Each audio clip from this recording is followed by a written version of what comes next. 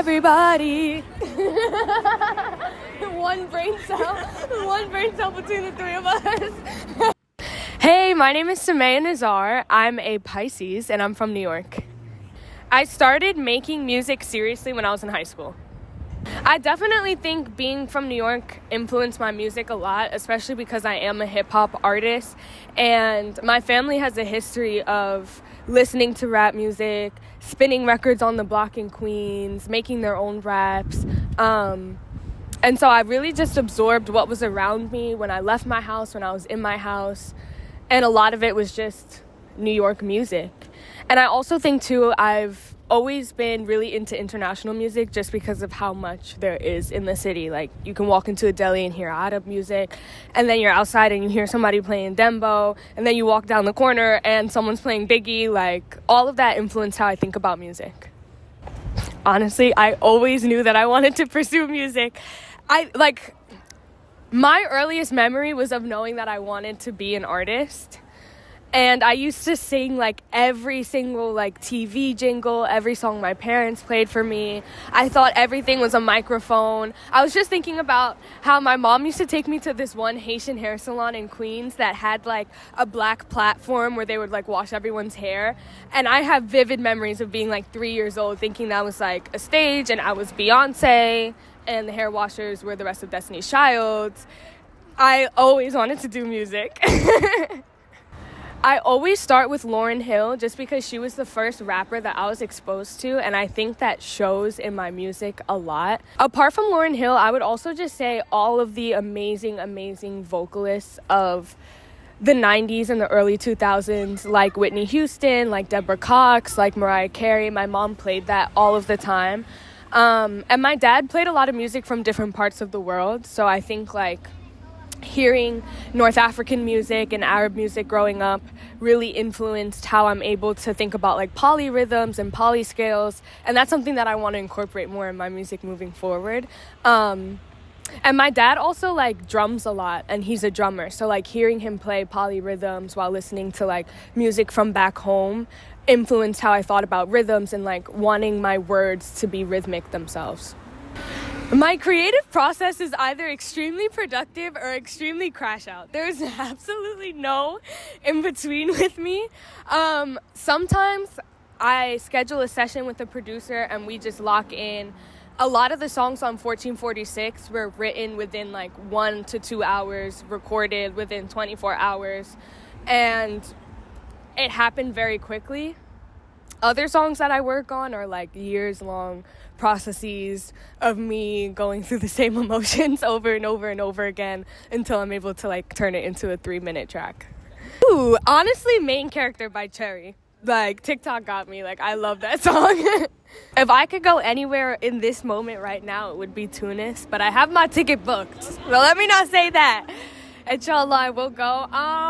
Anywhere else that I would really want to go, there's so many places, it's hard to think of one. I think I'm gonna say Japan. No, I'm sorry, I take that back. Shout out to Japan though. If I could go anywhere in the world right now, it would be Malaysia, because I went there before a very short period of time and I had the best time of my life, and my best friend is there right now and she's the reason why I went, so I should be there. Zoe, I miss you. So I created 1446 while I was abroad studying in Abu Dhabi. A lot of the project was made after I got back and I was able to lock in, but the concept for it came from everything that I learned from living outside of the US and being outside of the environments that I was normally in and stepping outside of my comfort zone and just having the isolation and the opportunity to reflect and change. So 1446 is the name of the Islamic year that just ended a couple weeks ago. And the majority of the project was made during the dates that are outlined in our calendar, in the Islamic calendar. So yeah, I just felt like during the Islamic year 1446, I had really learned and changed and seen a lot. And so I thought it was kind of an obscure way to mark time. I could talk about this for 12,000 minutes, okay? 1495 is the name of the production company that did the video for Running off of my EP 1446. There's a lot of 14s going on. And 1495 is comprised of my closest friends, Renee Simone, Madison Rose, Blasian Womack, and Saluma Ben Salim. A lot of what went into the project and what went into the video, both on and off screen, was totally like of their inspiration and their doing. For me personally, the idea for the video started with wanting to have some sort of visual representation of what it's like to be a Black woman who has to go through change and what it's like to be a Black woman who's blessed to have sisterhood through that. So I wanted everyone in the video to either be of the African diaspora, from Africa, from the Caribbean, African American. I wanted all of us and the women that we are to be represented and reflected in the video. So that was probably my main point of inspiration, knowing that I wanted it to have women of the African diaspora. And from there, I was really, really inspired by Solange's like visuals and like how Solange is able to communicate so much through movement and through unity and through disunity and through certain like motifs and tableaus.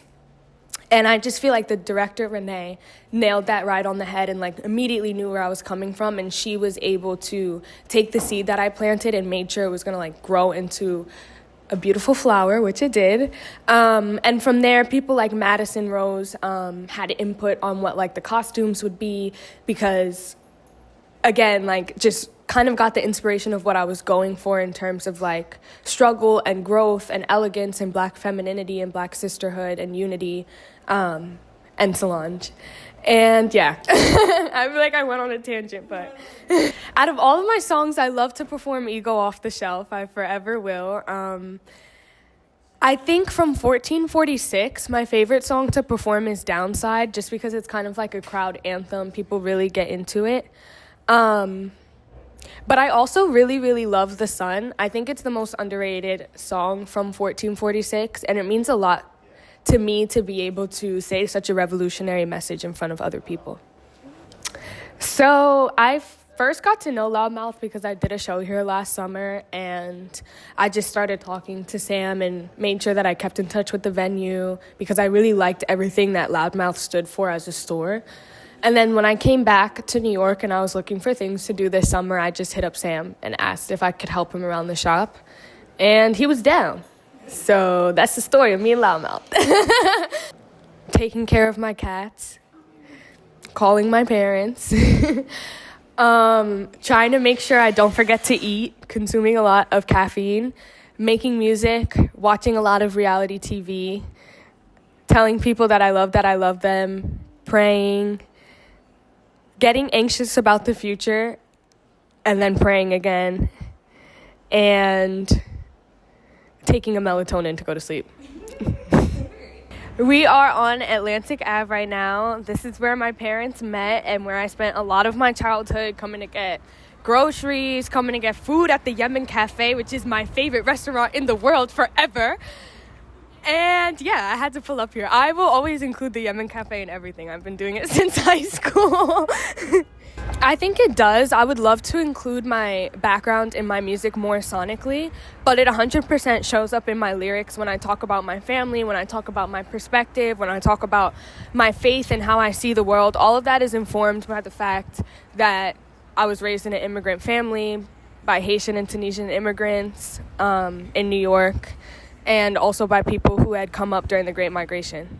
Doechii! Doechii did it. Doechii, look at it. I'm sorry, I'm so unserious. No, Doechii is number one just because she's that girl, and I love to see a female rapper who's actually serious about rap get her flowers. And it's about time that we did that for a dark-skinned woman, too. I'm gonna clock it. So shout out Doechii down. I would love to make a song with Doechii. If Lauryn Hill ever want to come out of retirement, hit me up. Call me. Miss Hill, call me. Oh, and also Jim Legacy. I love what he's doing out in England, and I would love to hop on Jim Legacy's little vibe. I would love to. That's a great question. If I could do a show anywhere in the world right now, I've never even been asked this, but I'm coming up with it on the spot. I'm going to mention Tunis again. So in Tunis, we actually have one of 2 Roman Colosseums in the entire world. And so I would want to do a show in Algem in like the Colosseum, and I would want to bring a bunch of people from New York's underground because I know people in Tunis would love that, and also have like underground artists from Tunis as well all perform in this Roman Colosseum in our country that's super underrated that no one even knows about. And my order never ever changes when I'm here. For 21 going on 22 years, I've gotten the same thing from the Yemen Cafe every time. And everyone in my family also gets the same thing. And we all share, so literally the same plate. So they start you off with like a soup, a salad, some bread. That's cool. Then you have to order the food. You get the food. Then you got to go get your drink, have your little drinky drink, sip a little something. And then you have to get the lamb hanith. You cannot come to the Yemen Cafe without getting the lamb hanith, okay? The first thing you have to get. Then every time after that, just get it over and over, like I've done for 21 years. But the lamb hanith is always my go-to order when I'm at the Yemen Cafe. End it off with some tea. Perfect night. And if it's Ramadan, you can get sambusa, and you have to get those. I am really passionate about just like activism and community in general. Community is everything to me, and I wouldn't make music without community, so I'm a very community first person. And so like activism, mutual aid, advocacy, those are things that I really care about outside of music. I also love history. Like, not that many people know that about me, but I could like sit and watch like history documentaries and read history books for like days. So I love history, I love activism and like the history of advocacy, and honestly anything that has to do with like people and learning about people. I don't know if I'm the most interpersonal people person, but when it comes to like learning about people and cultures, I love it. I think my community and the people that I choose to be around are what like keeps me grounded. I think a lot of the unsettling things about the industry are related to like people who have bad intentions in it. So staying around people with good intentions keeps me grounded. I feel like I was very hesitant to release and low-key afraid of being perceived. Don't do that. Like, just put anything and everything out. Don't care about what people think about you. The right people will find it. Somebody likes anything. Like, no matter what you put out, there will be at least one person who likes it. If it's just one, hold on to that person and do whatever you want. That it always gets better. Even though a lot of my music is sad, I do try to always incorporate the fact that I do think it always gets better. I'm working on an extended release of 1446. So hopefully very, very, very, very, very soon. Or maybe it will already exist by the time you see this. There will be a 1446 Deluxe. I'm allergic to peanuts. Please, don't kill me. Even some of the closest people in my life, when I mention that, they're like, wait, you've been allergic to peanuts this whole time? I'm allergic to peanuts, y'all. Please, protect my life. Whenever I see videos of artists getting, like, cookies as a gift or stuff like that, I'm always like, if someone gave me that, I would have to throw it away. Like, I'm allergic to peanuts. But if you know that and you pull it with the ingredients list, like, that's why, dab me up. That's why I told y'all that. Yeah.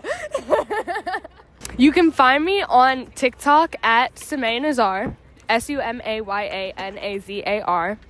You can find me on Instagram at SUMAYA.NAZAR777. And you can find my music under Sumaya Nazar.